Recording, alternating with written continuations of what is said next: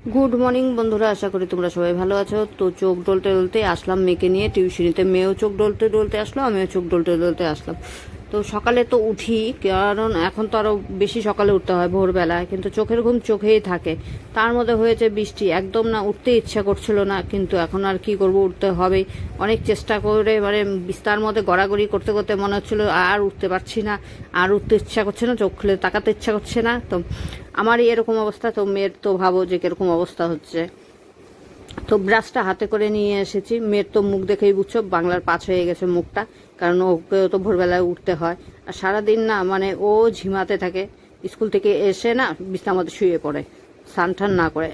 তো ব্রাশ করতে করতে রাস্তায় এসে বললাম, তো রাস্তায় দেখছি যে একদম দেখো লোকজন কিন্তু কিচ্ছু নেই, ওই হয়তো 2-1টা লোক হাঁটাহাঁটি করছে, বাস এটাই। আর দোকানও কিন্তু এখনো খোলেনি, দোকানও বন্ধ। তো আন্টি কিন্তু দূরের দোকানে গিয়েছে, তো আন্টিকে দেখতে পাচ্ছি যে আন্টি আসছে। তো দেখছো রাস্তাটা কতটাই ফাঁকা। তারপরে মেয়ের জন্য চা রুটি বানিয়েছিলাম, মেয়ে কিন্তু মানে ঘুমটা ঠিক মতন হয়নি, তার জন্য খায়ও নি, চলে গিয়েছি স্কুলে। ঘুম যদি না কমপ্লিট হয় না, তাহলে কিন্তু আর শরীরটা ভালো লাগে না, একদম শরীরটা ম্যাড়া ম্যাড়া লাগছে। আর মনে বিছনা দেখে তো একদম এখনই মনে হচ্ছে যে শুয়ে পড়ি, কিন্তু ভাবি মেয়ের কথা যে আমি না শুয়ে পড়বো, কিন্তু মেয়েরও তো হয়তো ঘুম পাচ্ছে, মেয়ে তো আর শুতে পারছে না।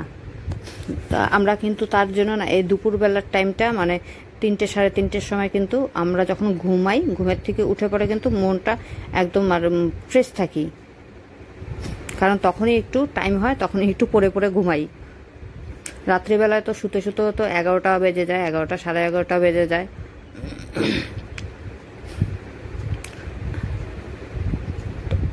আজ কিন্তু মোটামুটি অনেকটাই কাজ আছে, কারণ কি জামা কাপড় ধুয়ে অনেকগুলো শাক আছে, সে সব শাকগুলোকে বাছবো।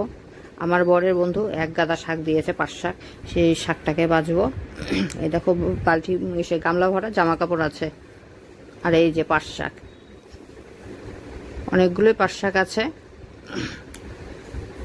তো এক হাতে মোবাইল, তো আর এক হাতে না আমি খুলতে পারছি না, তার জন্য ওই যে বরের মানে একটা যন্ত্রপাতি নিয়ে নিলাম, প্লাস্টিকটাকে ফুটো করে শাকগুলোকে বের করলাম। শাকগুলো তো ভালোই লাগছে দেখতে। তো আন্টির ছাদে চলে আসলাম জামা কাপড় ধুয়ে। তো এখন আন্টির ছাদে মেলবো, কারণ কি বৌদির ছাদটা না একটু মানে ছোট, তো কোনো সময় বৌদি মেলে, কোনো সময় আমি মেলি, এরকম। তো আজ জানি যে বৌদির জামা কাপড় আছে, বৌদি ধুবে। তো আন্টির ছাদটা অনেকটাই বড়, কিন্তু আন্টির ছাদটা না মানে উঠতে অনেকটাই অসুবিধা হয়।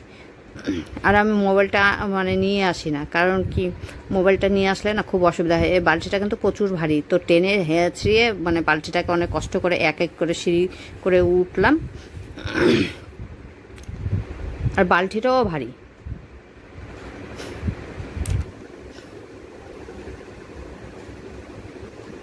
তো দেখছি যে বৌদি দেখো ব্রাশ করছে, তাহলে আমার কত সকাল সকাল কাজটাও হয়ে যায়। কিন্তু সকালবেলা কাজ হয়ে কিন্তু আমার লাভ হয় না, ওই আমার কিন্তু 3টা সাড়ে 3টা বেজেই যায়। কারণ হলো এক জলের যন্ত্রণা। আর দেখছো এই যে আমি জামা কাপড়, আন্টির ছাদটা এতই বড়, তো আমি জামা কাপড় নিয়ে এসেছি মেলার জন্য। তো আন্টিও দিচ্ছে, তারপর হচ্ছে কি এই আরেকজনও জামা কাপড় নিয়ে এসেছে। তো জামা কাপড় মেলে অনেক কষ্ট মষ্টে আসলাম। তো মেয়ে দুপুরবেলা আসলো স্কুল থেকে, তো জুস বানিয়ে দিলাম। এখন স্নান করতে বলেছি, স্নান করবে না। তো অনেক দিন পরে কিন্তু আমি মন্দিরটা ধুয়ে একটু মানে ধুনা আর মানে প্রদীপ ধরিয়ে দিয়েছি, ঘরেও তাই।